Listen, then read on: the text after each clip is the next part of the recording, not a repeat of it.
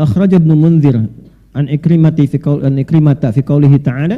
Ibnu Munzir rahimahullahu taala meriwayatkan dari Ikrimah. Ikrimah itu seorang dari tabi'in yang belajar sanad tafsirnya dari sahabat Ibnu Abbas radhiyallahu taala anhuma. Termasuk Imam Mujahid juga belajar dari Ibnu Abbas radhiyallahu taala anhuma. Fi qoulihi ta'ala, dari tafsir firman Allah Subhanahu wa taala, qutilal insanu ma akfara qala nazalat fi Utbah ibni Abi Lahab hina qala kafartu bi rabbin najm. Jadi ayat ini turun pada anaknya Abu Lahab, namanya Utbah. Ya, ketika didakwahi oleh Nabi, disampaikan dengan kalimat-kalimat kurang lebih ya, yang sebagiannya saya sampaikan tadi. Apa yang membuat engkau tidak kenal Allah, jauh dari Allah, mengingkari Tuhan, ya kan? Padahal Allah sudah kasih engkau kehormatan, kedudukan, harta benda, kekayaan dan sebagainya. Maka keluar dari kalimatnya kafartu bi rabbin najmi. Ya, aku kufur, aku ingkar, aku mengingkari itu dengan Tuhan yang engkau sebut, dengan Tuhan yang menguasai alam semesta, mengatur bintang dan sebagainya. Karena ada turun juga surat An-Najm, wan najmi idza hawa. Maka dia katakan kafartu bi rajmin najmi. Maka turunlah kemudian ayat ke-17 ini untuk merespon. Qutilal insanu ma akfarah. Celaka manusia seperti ini. Ya, kenapa menggunakan kata kutila coba? Ini dalamnya. Kutila ini bentuk yang tajam pada kata wafat. Di Quran itu ada tuwfiya, ada mata, ada kutila. Ya. Tuwfiya artinya wafat. Udah jadi bahasa kita, wafat. Tawaffa dari kata tawaffa, wafat. Tawaffa ya tawaffa. Quran surah ke-32 ayat 11 ya, paling kanan sebelah bawah. Quran surah 32 ayat 11, ini malaikatnya. Qul yatawaffakum malakul mautil ladzi wukkila bikum. Katakan Muhammad, viralkan Muhammad SAW, aku telah menugaskan satu malaikat yang tugasnya hanya mewafatkan saja. Ya, wukkila bikum, diwakilkan kepada kita untuk mencabut nyawa. Jadi ada satu malaikat yang tugasnya nyabutin nyawa aja, nyabut, enggak pindah tugas. Ya, tidak mau praktek dan tidak tukeran dengan yang lain, itu aja. Ya, jadi sifat malaikat itu, perhatikan kalimatnya, la ya'sunallaha ma amarahum wa yaf'aluna ma yu'marun, tidak bermaksiat dan hanya mengerjakan tugas sesuai tupoksi. Ada malaikat yang diciptanya sujud aja, enggak pernah bangun, sujud aja. Ada malaikat tasbih aja. Tasbih. Ah, bosan tasbih, ya Allah istighfar dong. Enggak, tasbih aja, tasbih terus itu. Gitu aja. Malaikat begitu. Ya. Jadi yang sifatnya ruku terus, yang sifatnya tawaf aja terus.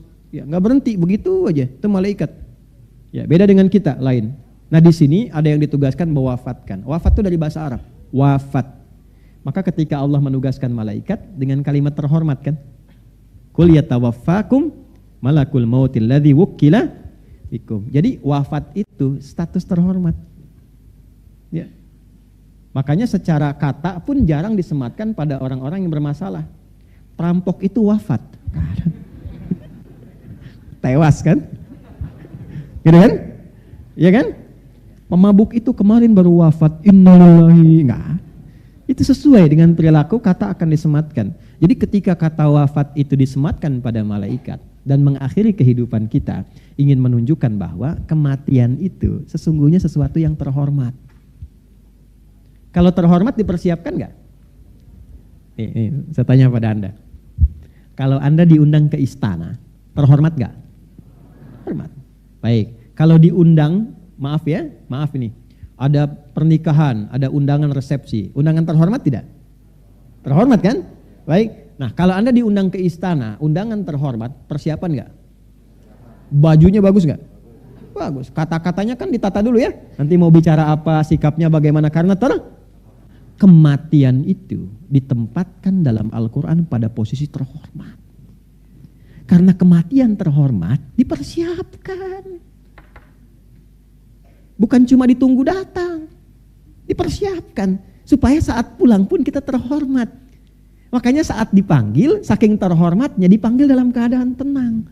Ya ayyatuhan nafsul mutmainnah irji'i ila rabbiki radiyatan fadkhuli fi ibadi wadkhuli. Itu terhormat. Ya. Kalau tidak dipersiapkan, ya pulang tidak dalam keadaan terhormat nantinya. diundang secara terhormat, datangnya tidak terhormat, diusir. Ya kan? Dapat sikap yang tidak nyaman. Anda berlaku yang tidak wajar, mendapatkan sikap yang tidak nyaman. Maka ini jarang diulas gitu. Ketika ditempatkan dengan kalimat ini ingin memberikan kesan bahwa sesuatu yang baik. Jelas di sini? Sehingga di Arab itu kalau dikatakan aina fulan tawafathul maniyah, tawafathul maniyah. Ya. Kematian telah menjemput dia dalam kebaikan. Jelas? Ya. Ini yang kedua itu ada mata, yamutu. Menunjukkan makna kematian secara standar melalui proses. Asalnya kata mata dalam bahasa Arab itu asalnya ini standar, kata dasar standar. Bukan menunjuk kata halus ataupun kasar, bukan. Menunjuk pada proses berpindahnya alam dari dunia ke alam berikutnya. Prosesnya disebut dengan mata yamutu, kejadiannya disebut dengan maut, malaikatnya malakul maut, yang meninggalnya disebut dengan mayit, akan meninggal disebut dengan mayyit. Nah, nyambung semua. Prosesnya mata. Bukan mata bahasa Indonesia ya. Ya. Sudah? Mata yamutu. Kejadiannya nanti yang dialami maut. Malaikat yang ditugaskan malakul maut. Orang yang mengalami maut disebut mayyit, ada tasdidnya. Mayyit begini. Ya.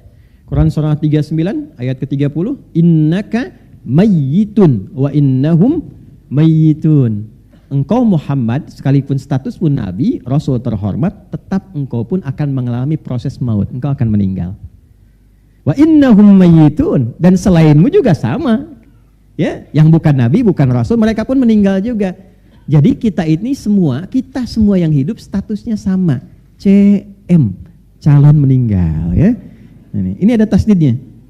Kalau masih tasdid, masih calon, masih kandidat ya. Nah ini, masih hidup, ada tasdidnya. Lafaznya. Kalau sudah meninggal, dicabut ini ya, kalau di ilmu bahasa itu lebih dalam lagi. Tasdidnya dicabut, tetap jadi sukun. Ya, ini bukan utak-atik ya, ini ada ilmunya. Nah, makanya ngajinya pakai tasrif yang benar, ngaji di TikTok. Tak-taka ya taktiku, TikTokan. Ya. Dah sini. Nah ini kalau nanti tasdidnya diambil, meninggal, maka tersisanya sukun, mayitun. Kalau mayit sudah meninggal. Kalau belum meninggal, mayyit. Ini yang mau saya cerita tentang kedalaman. Saya spesialisasinya di sini. Di bahasa Arab untuk mengkaji Al-Quran. Makanya disertasi kami di S3 itu kajiannya Quran 30 juz. Ya, di satu tafsir tuh 30 jilid. Nah, ini yang paling menarik begini. Ini ketika diambil jadi sukun. Sukun itu artinya apa? Mati. Betul, kalau ada sukun mati. Makanya dulu kalau Songgoku kami hapi kolo ada sukun di atasnya mati tuh. Sukun itu asalnya dari kata sakinah, tenang. Oh. Artinya sukun itu dari kata sakinah, tenang, baik. Maksudnya apa? Usahakan kalau meninggal pun dalam keadaan tenang. Keadaan yang baik. Ya ayat Tuhan nafsul mutmainnah. Jadi tenang, baik. Itu filosofinya. Di bahasa Arab itu setiap harokat ada artinya, Pak. Ada maknanya, Bu. Itu bedanya dengan bahasa lain. Harokat itu ada artinya. Bukan hanya penanda bagaimana dia dibaca. Ada semua ya makna-maknanya, hikmah-hikmahnya itu.